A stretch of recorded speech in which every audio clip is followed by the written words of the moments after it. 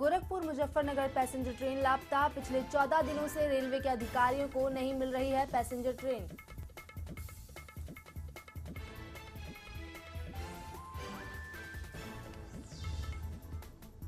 भड़काऊ भाषण मामले में बीजेपी अध्यक्ष अमित शाह के खिलाफ चार्जशीट दाखिल। यूपी के मुजफ्फरनगर कोर्ट में चल रहा है मुकदमा।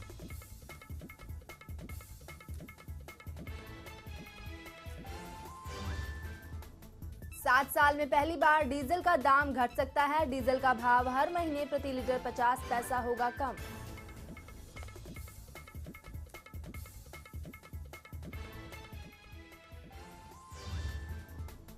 भारत के प्रधानमंत्री नरेंद्र मोदी अमेरिकी राष्ट्रपति से सितंबर में करेंगे मुलाकात। दोनों के बीच कई मुद्दों पर होगी बात।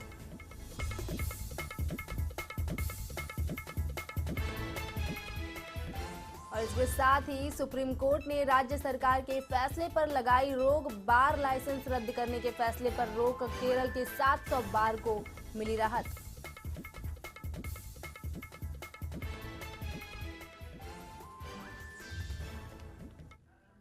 नमस्कार, मैं हूं सुधा सिंह। बुलेटिन में आप सभी का बहुत बहुत स्वागत है। खबरों की शुरुआत करते हैं। कांग्रेस पार्टी मोदी सरकार से निपटने के लिए एक बार फिर से गांधी और नेहरू के नाम का सहारा लेने की तैयारी में है। पार्टी राहुल गांधी की लगातार नाकामी से बचने के लिए भविष्य की रणनीति बना रही है।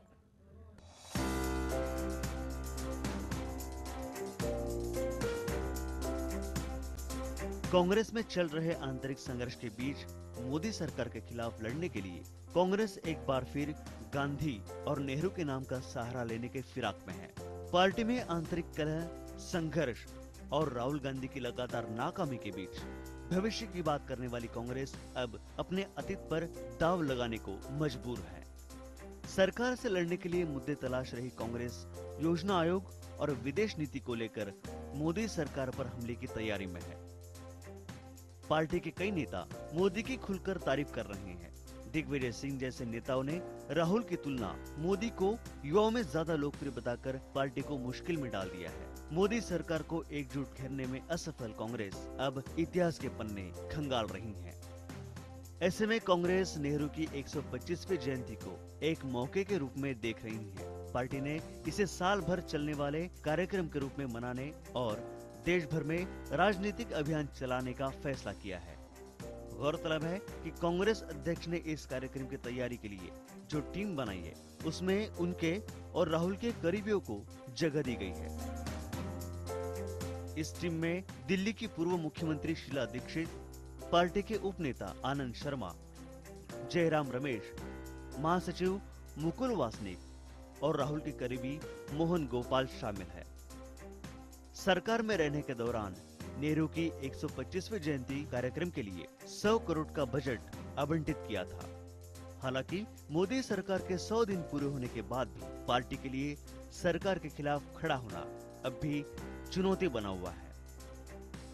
Bureau report, Lemon News, Mumbai.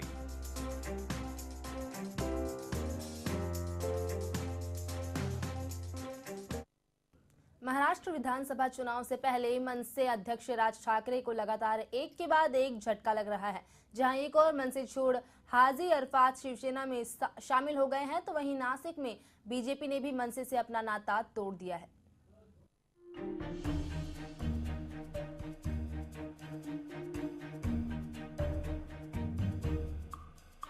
Maharashtra की काया पलट करने का दावा करने वाले राज ठाकरे को लगातार चुनाव से पहले मिल रही है कड़ी चुनौती। राज ठाकरे के ब्लूप्रिंट बनाने से पहले ही उद्धव ठाकरे ने महाराष्ट्र का विजन डॉक्यूमेंट जनता के सामने रख दिया है। अब उद्धव ने एक और झटका दिया है। कभी मनसे में अहम भूमिका निभाने वाले हाजी अरफात शेख शिवसेना की छत्र छाया में आ गए हैं। ये झटका राज को चुनाव से पहले महंगा पड़ सकता है। राज ठाकरे की मुसीबतें यहीं कम नहीं हुई है, उन्हें एक और झटका लगा है। नासिक में जहां उनकी सत्ता महानगर पालिका में थी, कभी उनके साथ गठबंधन निभा रही बीजेपी ने भी उनका साथ छोड़ दिया है। शायद ये उद्धव का बढ़ता दबाव है। अगर बात करें नासिक महानगर पालिका की, तो नजर डालते हैं उन आंकड़ों पर जो तय करेगा कि अगला मेयर नासिक से कौन होगा। मनसे 39 सीटें, BJP 19, Shiv Sena RPI 23, NCP 20, Congress 13, CPM 2 और निर्दलीय 6 है। यानी कुल मिलाकर 122 सीटें हैं। अगर बीजेपी शिवसेना एक हुई तो बीजेपी शिवसेना और आरपीआई की 19 और 23 सीटें मिलाकर 42 सीटें होती है। क्योंकि निर्दलियों के साथ लेकर भी 62 का मैजिक फिगर नहीं मिलता, इसलिए अब मेयर चुनाव की चाबियां कांग्रेस और एनसीपी के हाथ में चली गई है। अब सवाल ये भी उठता है कि क्या मनसे एनसीपी या कांग्रेस के साथ हाथ मिलाकर महाराष्ट्र के राजनीति को नया मोड़ देगी। मराठी मुद्दों को लेकर अपना अस्तित्व बनाने वाले राज ठाकरे को लगातार शिवसेना की तरफ से मात मिलती जा रही है और शिवसेना अपनी बढ़ती ताकत से आने वाले विधानसभा चुनाव में सत्ता बनाने का दावा कर रही है। उनके ये दावे उस वक्त ही पूरे हो सकते हैं जब मराठी वोटों का विभाजन न हो। ये बात उद्धव बखूबी जानते हैं, लेकिन बगावत के जो सुर मनसे में उठना शुरू हुए हैं, वो आने वाले दिनों में राज की मुश्किलें और भी बढ़ा सकते हैं। Bureau report, Lemon news.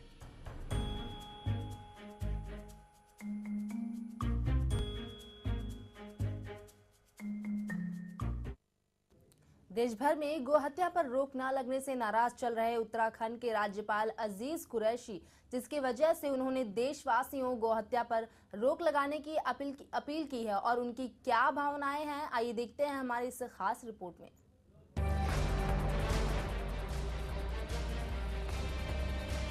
Uttarakhand के राज्यपाल महामहिम डॉक्टर अजीज कुरैशी ने गौ हत्या पर पूरी तरह से अंकुश नहीं लग पाने पर अफसोस जाहिर किया है। गाय को भारतीय संस्कृति का आधार बताते हुए डॉक्टर कुरैशी ने कहा कि गौ संरक्षण और संवर्धन के लिए बनाए गए कानूनों का सख्ती से पालन होना चाहिए। अतीत के दिनों को याद करते हुए उन्होंने कहा कि मध्य प्रदेश में गौ हत्या बंदी कानून बनाने के लिए उन्होंने विशेष अभियान चलाया था। उन्होंने कहा कि वो पिछले 40 वर्षों से गौ संवर्धन और गंगा स्वच्छता अभियान के लिए विभिन्न मंचों से आवाज उठाते रहे हैं। मेरी कोई हैसियत हुई राजनीति में, मैं इसको सपोर्ट करता आ रहा हूँ, मतलब बोलता आ रहा हूँ, कहता आ रहा हूँ। हर फोरम में मैंने कहा है इस बात को। पिछले 40 वर्षों से मतलब ये एक तो बीफ के ऊपर, एक शिकार के ऊपर, मतलब ये वाइल्ड लाइफ, तो मैंने टच भी नहीं करता इन दोनों बातों को आगे। गौ हत्या करने वालों का सामाजिक बहिष्कार करने की बात कहते हुए महामहिम डॉक्टर अजीज कुरैशी ने कहा कि जो लोग गाय की हत्या करते हैं, कानून को उसके साथ किसी तरह की रहमदिली नहीं दिखानी चाहिए। कि गौवध पर टोटल पाबंदी लगाई जाए,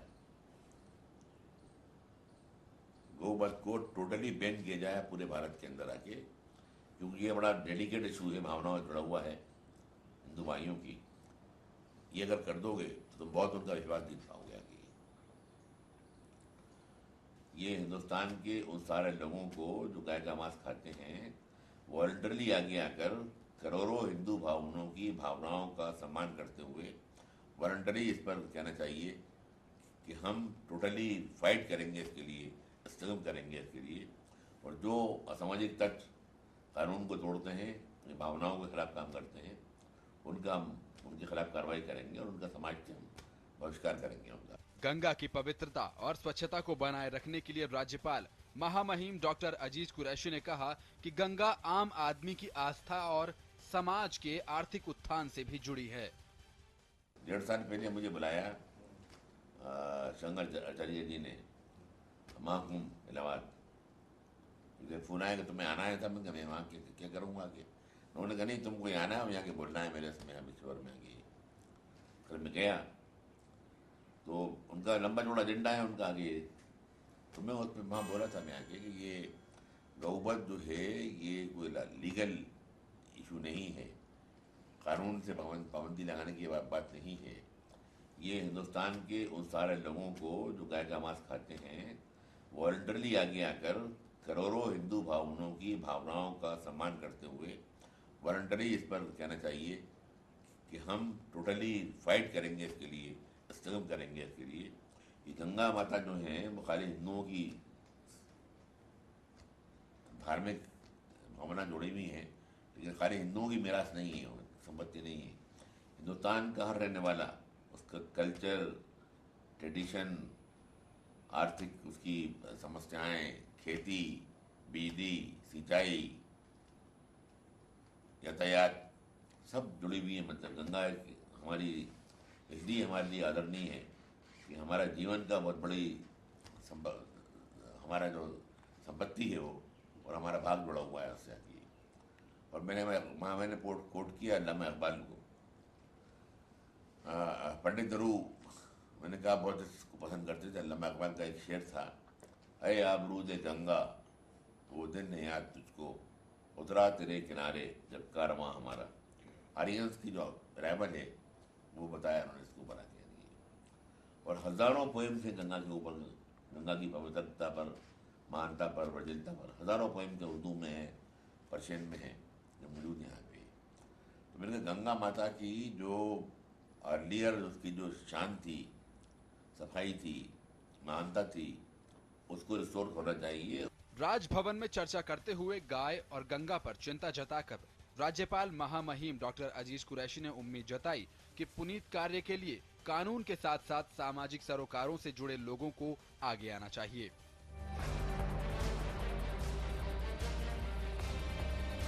राजभवन देहरादून से ब्यूरो रिपोर्ट। नासिक के कोठारी ज्वेलर्स में इनकम टैक्स विभाग के अधिकारियों ने छापा मारकर भारी मात्रा में दस्तावेज जब्त किया है। ये कार्रवाई धर्मपेठ और इतवारी पेठ के शोरूमों पर की गई है। नासिक में कोठारी ग्रुप के कई शोरूम हैं।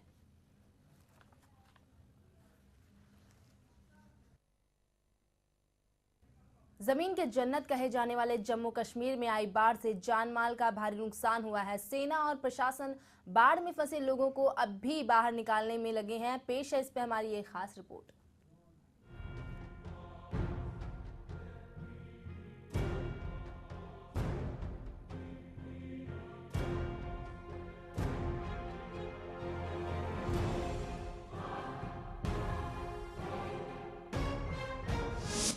जम्मू कश्मीर में सेना के 30,000 जवान बचाव अभियान में शामिल। वायुसेना के 79 छोटे बड़े विमान राहत बचाव कार्य में शामिल। अब तक 70,000 लोगों को सुरक्षित स्थानों पर पहुंचाया गया। श्रीनगर के प्रभावित इलाकों में जल स्तर 4 फुट तक गिरा। पानी में जानवरों के शव तैरते नजर आने लगे। अब बीमारियों का खतरा बढ़ने लगा।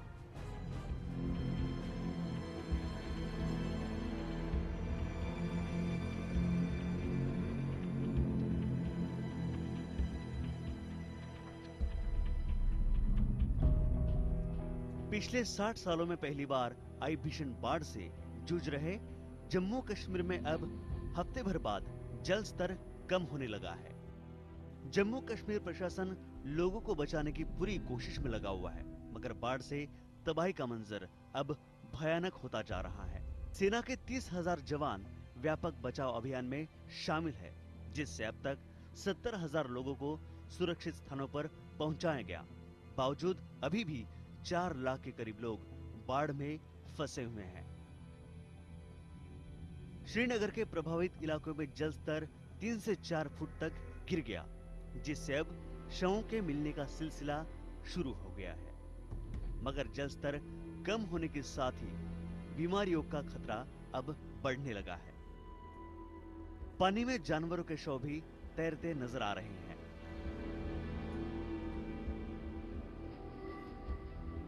एक तरफ सेना के जवान अपनी जान पर खेलकर भीषण बाढ़ में फंसे लोगों की जान की रक्षा कर रहे हैं, वहीं 1000 से ज्यादा फौजी और उनके परिवार श्रीनगर के अलग अलग सैन्य कैंपों में बगैर खाना पानी के फंसे पड़े हैं।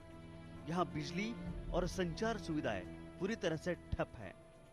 किसी से भी संपर्क नहीं हो पा रहा है। मध्य और दक्षिण कश्मीर में सेना के करीब 20 बड़े और छोटे कैंप हैं, जो पानी में अब डूब चुके हैं।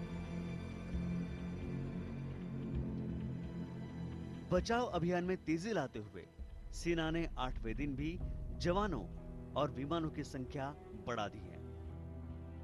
इस समय वायुसेना के 79 छोटे बड़े विमान राहत और बचाव कार्य में जुटे हैं। प्रभावित लोगों को ठहराने के लिए सेना ने 18 अलग अलग कैंप स्थापित किए हैं। सेना दिन रात लगातार अभियान चलाकर बाढ़ग्रस्त इलाकों में फंसे लोगों की जान बचाने की पूरी तरह से कोशिश कर रही है, लेकिन हर बार की तरह इस बार भी बाढ़ प्रभावित क्षेत्रों में बीमारी और महामारी का खतरा मंडरा रहा है। Bureau report, Lemon News, Mumbai.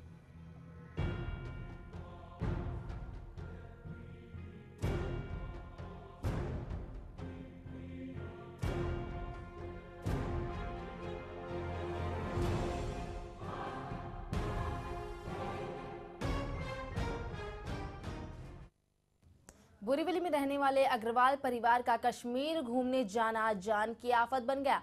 5 सितंबर को 11 बजे मुंबई की फ्लाइट से वो श्रीनगर गए थे। अग्रवाल परिवार में पुरुषोत्तम अग्रवाल, कुमकुम अग्रवाल, रामरतन अग्रवाल, कैलाश अग्रवाल, खुशबू अग्रवाल और इशार मंगल कश्मीर गए थे। श्रीनगर में वो ममता होटल में रुके थे क्योंकि अगले दिन कश्मीर में घूमने जाना था।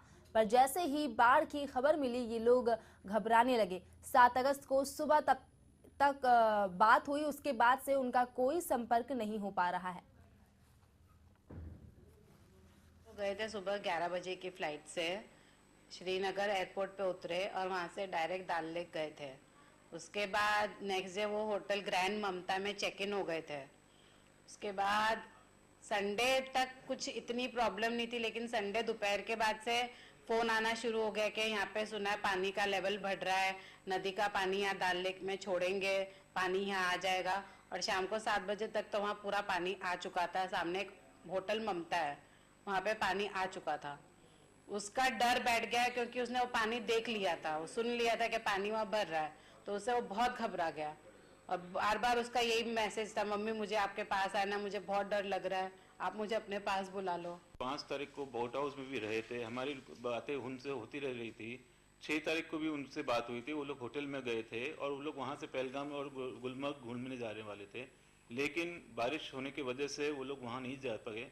और हमारी बात उनसे संडे 7 बजे तक शाम को बस वो लास्ट आखिरी बात हुई थी। उसके बाद में अभी जो 48 घंटे होने आए, हमारे कोई कांटेक्ट नहीं है कहीं से भी। हम सब जगह से ट्राई कर रहे हैं, उनका लैंडलाइन नहीं, इलेक्ट्रिसिटी नहीं है वहाँ पे, उनका कॉन्टैक्ट नहीं हो रहा है, इंटरनेट नहीं चालू है, इसलिए उनसे हम फ़ोन पे भी बात नहीं हो पा रही है, कम्युनिकेशन प्रॉब्लम है। सिंह, शिवप्रकाश गुप्ता, सुभाष धननगर और अनिल संखे ये सभी लोग श्रीनगर से 70 किलोमीटर दूर अनंतनाग में अटके हुए हैं। मंगलवार सुबह 9 बजे उनका संपर्क हुआ था, तब से लेकर अब तक उनका कोई संपर्क नहीं हो पा रहा है। हमारे रिलेशन वाले गए हैं, हमारे जिनसन कॉलेज के प्राध्यापक, उनकी फैमिली सब 29 तारीख को यहाँ से निकले हैं।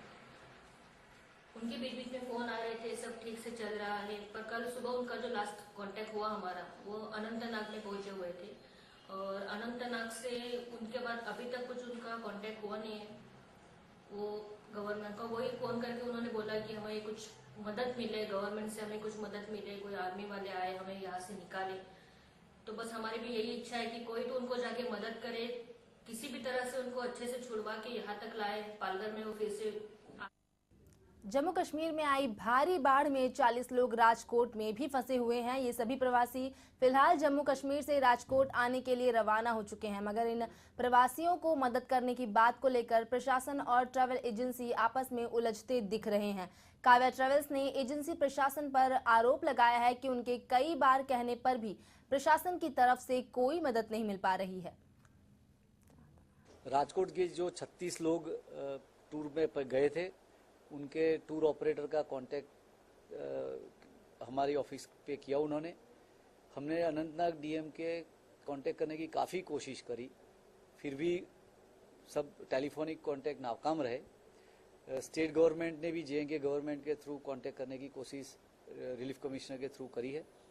मीनवाइल उसी टूरिस्ट में से किसी का इस टूर ऑपरेटर के ऊपर मेल आया, वो जिस मेल आईडी पे से आया था उसी मेल आईडी का रेफरेंस करते हुए यहाँ के डीएम साहब राजकोट ने डीएम साहब अनंतनाग को एक मेल करा 8 तारीख को शाम को 3 बजे कि ये मेल आईडी से वहाँ पे इन लोगों का सेफ होने का संदेश आया है कि they are safe and they are to travel to Jammu for Gujarat.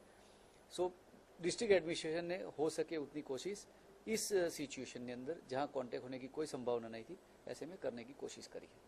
प्रशासन को हमने इन्फॉर्म किया है, यहाँ पे कलेक्टर, डिप्टी कलेक्टर, जो डिजास्टर मैनेजमेंट टीम गांधीनगर की है, वहाँ एक उनके इंचार्ज कोई वाघेला साहब है, उनको भी इन्फॉर्म किया है, बट वहाँ से हमको कोई रिस्पॉन्स आया नहीं है कि क्या हो रहा है। भारत सरकार के गृह मंत्री राजनाथ सिंह दोपहर पोरबंदर पहुंचे। वो 2 दिवसीय दौरे पर गुजरात दौरे पर हैं। कैबिनेट मंत्री बसुबेन त्रिवेदी और सांसद पूनम मेन ने उनका स्वागत किया। राजनाथ सिंह की सुरक्षा के पुख्ता इंतजाम किए गए हैं। गांधी जी की जन्म भूमि पोरबंदर में गृह मंत्री राजनाथ सिंह अपने तय कार्यक्रम के अनुसार पहुंचे। यहां पर उन्होंने समुद्री सुरक्षा का जायजा लिया। इस दौरान राजनाथ राष्ट्रपिता महात्मा गांधी के जन्मस्थल गए और बापू के जन्मस्थान पर नतमस्तक होने के दौरान राजनाथ कुछ भावुक हो गए और बोले कि इस पुण्य भूमि पर आकर जीवन सफल हो गया।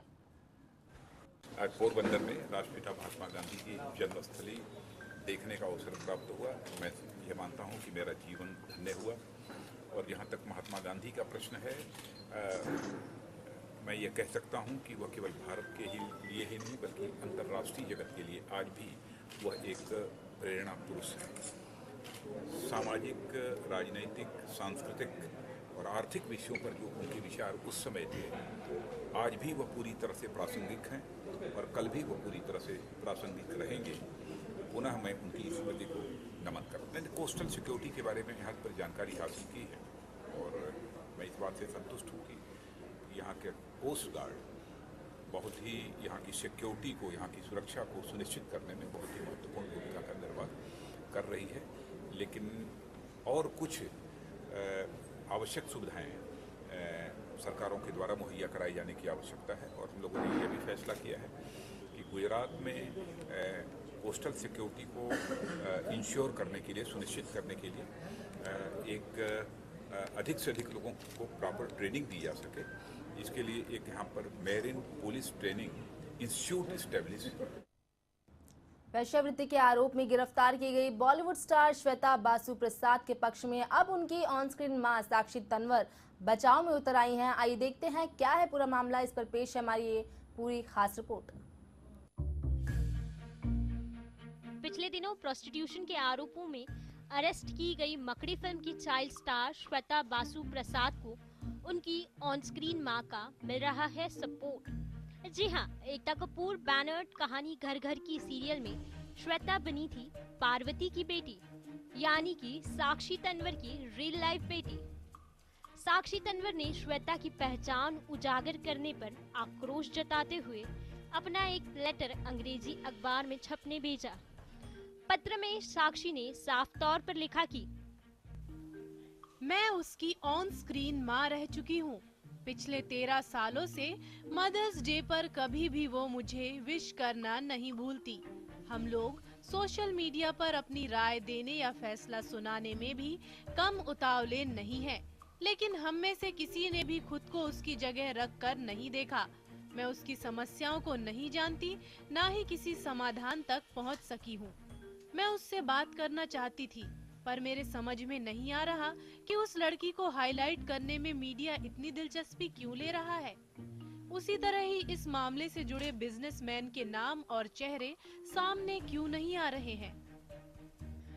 साक्षी, लगता है आपने अपने किरदार को कुछ ज्यादा ही सीरियसली ले लिया है।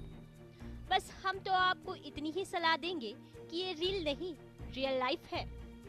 एंटरटेनमेंट डेस्क के लिए रिया चौरसिया, लेमन न्यूज, मुंबई। विधानसभा चुनाव का सभी बेसब्री से इंतजार कर रहे हैं। महाराष्ट्र में इस बार किसकी सरकार बनेगी, इस पर सभी की निगाहें टिकी हुई हैं। वहीं महाराष्ट्र विधानसभा चुनाव पर हमारे संवाददाता ने गुरुजी से की कुछ खास बातचीत, आइए देखते हैं।